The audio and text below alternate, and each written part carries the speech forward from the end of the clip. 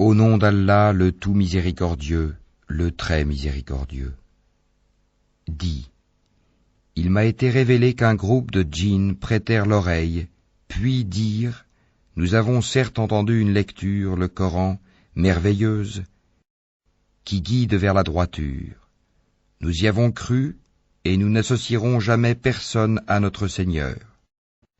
En vérité, notre Seigneur, que sa grandeur soit exaltée, ne s'est donné ni compagne ni enfant.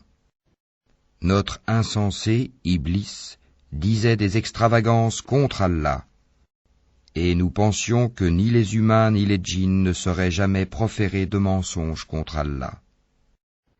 Or, il y avait parmi les humains des mâles qui cherchaient protection auprès des mâles parmi les djinns, mais cela ne fit qu'accroître leur détresse. Et ils avaient pensé, comme vous avez pensé, qu'Allah ne ressusciterait jamais personne.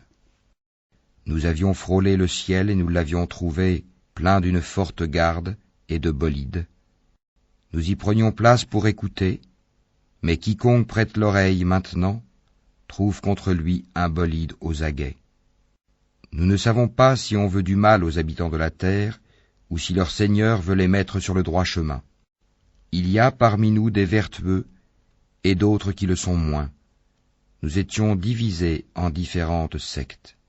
Nous pensions bien que nous ne saurions jamais réduire Allah à l'impuissance sur la terre, et que nous ne saurions jamais le réduire à l'impuissance en nous enfuyant. Et lorsque nous avons entendu le guide, le Coran, nous y avons cru, et quiconque croit en son Seigneur ne craint alors ni diminution de récompense, ni oppression. Il y a parmi nous les musulmans, et il y en a les injustes qui ont dévié. Et ceux qui se sont convertis à l'islam sont ceux qui ont cherché la droiture. Et quant aux injustes, ils formeront le combustible de l'enfer. Et s'ils se maintenaient dans la bonne direction, nous les aurions abreuvés certes d'une eau abondante, afin de les y éprouver. Et quiconque se détourne du rappel de son Seigneur, il l'achemine vers un châtiment sans cesse croissant. Les mosquées sont consacrées à Allah, n'invoquez donc personne avec Allah. Et quand le serviteur d'Allah s'est mis debout pour l'invoquer, ils faillirent se ruer en masse sur lui. Dis, je n'invoque que mon Seigneur et ne lui associe personne.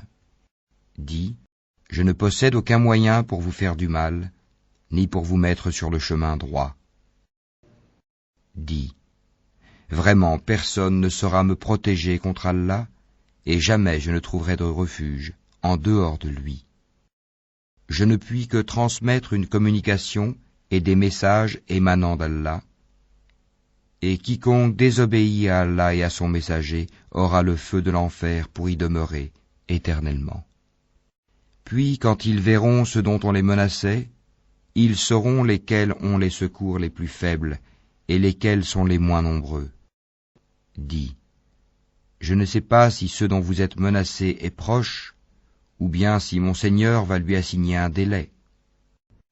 C'est lui qui connaît le mystère, il ne dévoile son mystère à personne, sauf à celui qu'il agrée comme messager, et qu'il fait précéder et suivre de gardiens vigilants, afin qu'ils sachent s'ils ont bien transmis les messages de leur Seigneur.